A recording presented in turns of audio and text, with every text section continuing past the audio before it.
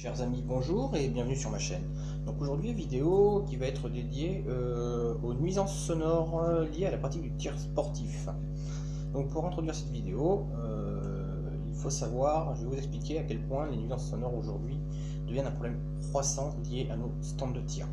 En effet, d'une part pour une cause de démographie et aussi économique, on le voit bien par rapport à des promoteurs et des communes peu scrupuleuses, on se retrouve souvent sur des stands de tir qui vont être entourés d'habitations. En effet, des stands de tir qui pour la plupart en France sont d'anciennes installations, qui ont entre 30 et 80 voire plus de 100 ans pour certains, qui étaient dans des lieux tranquilles, isolés, fut une époque, depuis une 10 ou une quinzaine d'années, ont tendance à subir en fait les constructions abondantes dans leurs alentours, et il en demeure des plaintes, il en résulte des plaintes, des relevés sonores, des contraintes sonores assez importantes, du fait que justement les gens habitent à côté des stands de tir et ont tendance à être dérangés par l'impact sonore des tirs.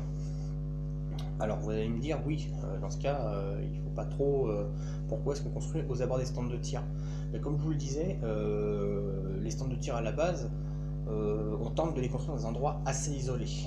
Alors je rappelle que la plupart des stands de tir en France sont des stands de tir qui sont en extérieur, des stands FFT, et qui vont avoir vite tendance à accueillir de plus en plus de tireurs. Il n'y a jamais eu autant de tireurs que depuis cette année.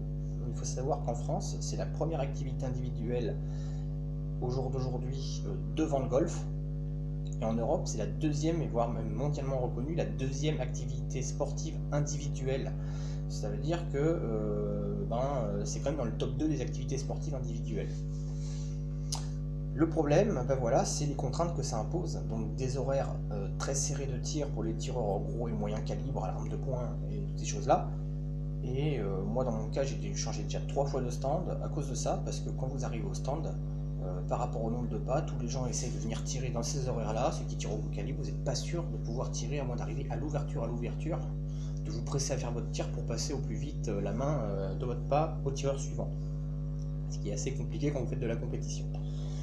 Donc par rapport... alors, normalement je ne parle pas politique sur mes vidéos, mais une petite aparté, aujourd'hui avec le nouveau président que nous avons, qui est anti-armes, mais vraiment profondément anti-armes, il va falloir, je pense, pendant les 5 prochaines années, se contenter de ce qu'on a. Parce qu'il va devenir très compliqué d'installer des nouveaux stands. Les places sont chères, les endroits sont chers, les contraintes à la pollution, l'encombrement des sols imposent des aménagements qui sont très importants, et je ne suis pas sûr qu'au jour d'aujourd'hui les associations puissent trouver des financements, des aides de financement pour les travaux aussi facilement qu'avant. Donc je reviens un peu sur cette histoire de promoteurs aux communes peu scrupuleuses en donnant quelques exemples concrets. Donc moi je vous rappelle, je suis en région Bretagne, donc j'ai quelques stands qui me viennent à l'idée. Donc par exemple des stands qui n'ont pas voulu citer le nom sur les vidéos de Pontivy, où ils se sont littéralement retrouvés avec des habitations plein dans l'axe du couloir de tir.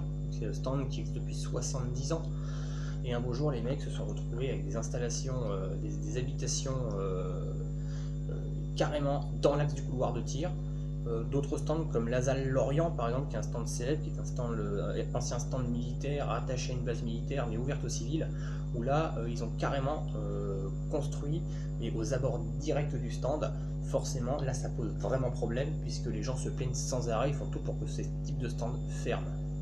D'autres exemples comme le CSBT de Lorient, très très bon stand, j'en fais un peu la pub parce que c'est un ancien stand, et qui était sur un terrain côtier complètement dégagé. Je l'ai connu pendant des années complètement dégagé sans problème, et au jour d'aujourd'hui la commune de Lorient a décidé de prendre ce terrain à l'abandon et en faire un pôle touristique avec des zones de spectacle, des zones de passage, et forcément qui pose d'énormes problèmes d'un point de vue sonore, avec des constructions à droite et à gauche qui se sont faites très rapidement, et ça au détriment de l'ancienneté des installations. Il faut savoir que généralement dans ces cas-là les stands étaient là bien avant les gens qui s'y installent, et pourtant qui est-ce qui hérite du mauvais rôle? C'est les tireurs qui sont là depuis des années, qui demandent rien à personne, et un jour on leur dit maintenant il faut dégager parce que vous faites trop de bruit ou vous êtes trop dangereux.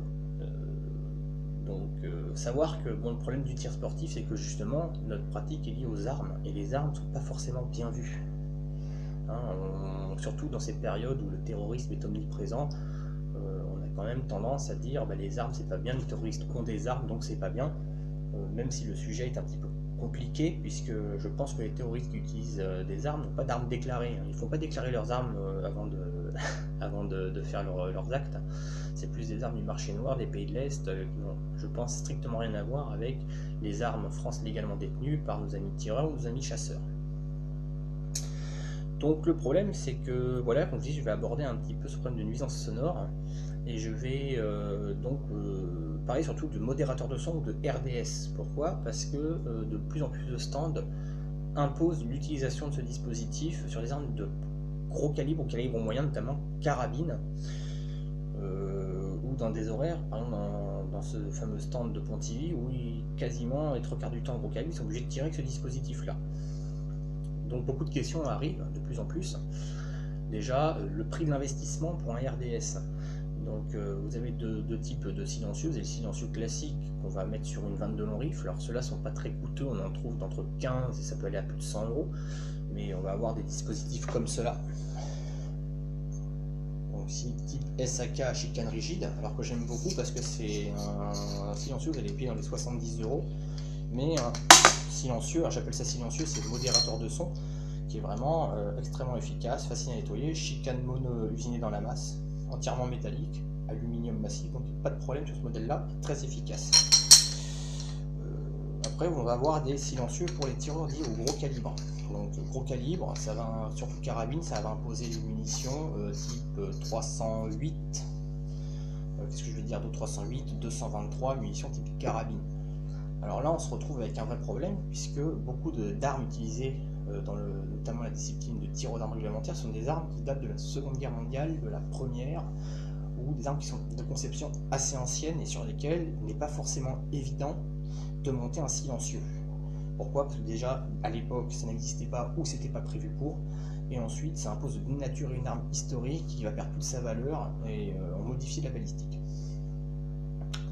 Donc là, je vais répondre à une question des tireurs qui sont concernés, que j'ai eu beaucoup en instruction, c'est est-ce que le silencieux réduit la précision de l'arme? Alors là, je vais éclaircir le sujet. Le silencieux, le RDS, suivant le modèle, théoriquement n'est pas censé rendre une arme moins précise. En revanche, effectivement, il influe sur le tir. Donc pour les gens qui vont tirer sur des carabines comme ça, des carabines à lunettes, ici que pour les 20 de la vidéo, j'ai équipé de son RDS, donc un ASE Ultra SL5, il va falloir effectivement régler la lunette lorsqu'on tire avec ce type de dispositif. Ceci étant dit, je n'ai pas moins de portée avec que sans. La munition est une munition qui utilise une munition standard. Donc les vitesses de sortie sont les mêmes, la stabilisation balistique est la même. Comme en revanche on va rajouter une masse au bout du canon, forcément on va induire un changement de vibratoire sur ce canon là. En l'occurrence sur cette carabine, ça abaisse considérablement le tir. Donc ce cas particulier pour les gammes ASE, je vais vous en parler rapidement, les gammes ASE ont tendance à même renforcer la précision. Je parle de la qualité du groupement. Alors il y en a qui vont me dire mais on entend tout le temps silencieux, obligé de tirer de la munition subsonique parce que ça fait toujours autant de bruit. C'est pas forcément vrai. En fait, le modérateur de son, effectivement, ne freine pas le bang supersonique de la balle qui se balade à 2 ou 3 000 km/h. En revanche, il va annuler le boom, la déflagration du tir. Alors, il faut savoir que le bang supersonique d'un projectile ne s'est fait aux oreilles d'une personne que lorsque ce projectile passe à sa hauteur. C'est une onde de choc qui se fait dans l'air au moment où le projectile passe à sa hauteur. C'est-à-dire que, et on peut facilement faire l'expérience, cette nuisance sonore reste relativement contenue dans le stand, c'est-à-dire sur le trajet du projectile, donc dans le stand, sur les distances sur lesquelles le projectile va être tiré. La nuisance sonore qui va être la plus dérangeante, c'est vraiment celle du coup de feu en lui-même, et c'est chose qu'on va chercher à annuler avec ce dispositif. Le truc, c'est que du coup, on se retrouve avec des armes qui sont réglées sur ce type de dispositif, mais pour les gens qui font des concours où le RDS n'est pas forcément autorisé, là ça peut poser problème, ça impose de régler son arme pour le concours et de ne pas être sûr d'avoir la même qualité de tir qu'à l'entraînement. Ceci dit, ça permet quand même de tirer des munitions, donc d'avoir, ici il s'agit d'un calibre 308, de pouvoir tirer du 308 sans casque au stand. Donc c'est vraiment un niveau confort de tir intéressant. Après, voilà, c'est vrai que lorsqu'on utilise une carabine de compétition, pour la compétition, le mieux c'est de l'utiliser vraiment dans les conditions de compétition. Alors, avec le RDS, on change pas mal de coordonnées quand même. Donc pour revenir un peu sur les nuisances sonores, de plus en plus de tireurs en étant concernés, aujourd'hui le RDS est vraiment conseillé dans la mesure où beaucoup de stands n'ont pas forcément les moyens de faire des installations de protection sonore sur les sorties de pas, c'est-à-dire type tunnel chicané ou des choses comme ça. Et malgré tout, il y a aussi pas mal de mauvaise volonté des autorités, des gens qui, même mesure à l'appui, vont réussir à démontrer que le bruit du stand de tir est tout à fait insupportable. Donc là, c'est un autre problème que je vais aborder, mais sans vraiment de solution, mais je l'aborde quand même, c'est plus la mauvaise volonté des gens qui sont entre guillemets anti-armes et qui vont classer en fait les tireurs et ou les chasseurs ou les deux dans des catégories on va dire un peu sociales et politiques, extrémistes. C'est vrai quand même que lorsqu'on, je vais donner un exemple, mais dans pas mal de sketchs où on représente le Front National, on essaye de représenter le paramilitaire fasciste entouré d'armes. Bon, c'est un peu bizarre, il suffit d'aller sur internet, vous tapez Groland, le Front National ou d'autres conneries, et là on a l'espèce de mec paramilitaire, le Texan complètement taré avec ses flingues, une espèce d'image qui nous colle un peu à la peau, alors qu'il ne faut pas perdre de vue que nous sommes avant tout des tireurs sportifs, donc on pratique une activité sportive. Malheureusement, comme je dis, il n'y a pas de solution contre la mauvaise volonté et les on-dit et les mauvais discours. Donc moi, ce que je peux vous conseiller après, pour finir, c'est le RDS, c'est quand même une bonne solution d'un point de vue sonore quand on a ce type de problème là, et au jour d'aujourd'hui les stands de tir étant littéralement blindés en France, il devient compliqué de changer de stand pour avoir des environnements plus propices à sa discipline. Le problème après, c'est l'investissement, comme je disais, entre 15 et 100 euros pour un bon RDS de 22. Le problème, c'est sur le gros calibre. Là, ici, on va être sur des investissements de l'ordre de 4 à 600 euros pour un RDS qui va être sur une carabine dite de gros calibre et de bonne qualité surtout. Donc moi, je vous parle surtout de la SE Ultra pour ceux qui pourraient me poser quelques questions. Alors, la SE Ultra, c'est une marque que j'aime beaucoup parce que c'est une marque qui est non démontable mais auto-nettoyant, donc il n'y a aucun problème d'entretien. Qui est assez compact, hein, vous voyez, par rapport à un silencieux 22, ça reste quelque chose de tout à fait compact, pas très lourd, qui joue pas trop sur l'équilibre de l'arme, mais qui est redoutablement efficace. Hein. Comme je vous dis, ça j'ai une munition standard, j'ai une carabine en 308. Alors le 308, titre indicatif, est-ce que j'en ai une qui traîne? En voilà une, c'est ça. Donc, sur ce type de calibre là, j'arrive quand même à avoir une détonation semblable à une 22 Magnum ou une 22 Stinger, mais pas plus, ce qui est quand même assez intéressant. Donc voilà tout ce que je peux vous dire sur ce problème de nuisance sonore. Malheureusement, comme je disais, je pense pas qu'on ait gain de cause avant les 5 prochaines années à ce niveau-là. Que faire face à des promoteurs et des communes qui sont assez peu respectueuses de notre droit d'exercer notre sport? C'est sûr qu'ils ne vont pas toucher un terrain de foot ou de rugby où les associations sportives nationales et internationales brassent des milliards.